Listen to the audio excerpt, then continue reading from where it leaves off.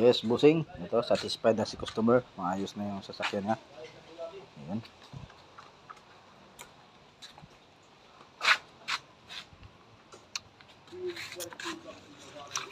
Ayan boss, nakatapos lang namin mag-ayos. Ito yung unit namin, oh. Nagpalit kami ng alternator.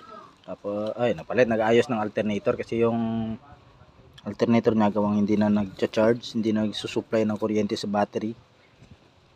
Ayan, oh. Ayos na.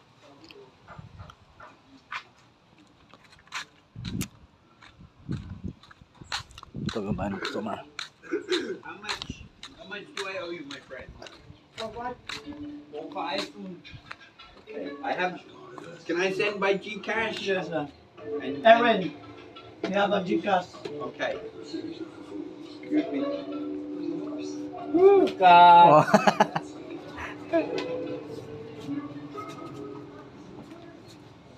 At the pamikiyan on address now. I can't tell na. Yeah, bitaw. Now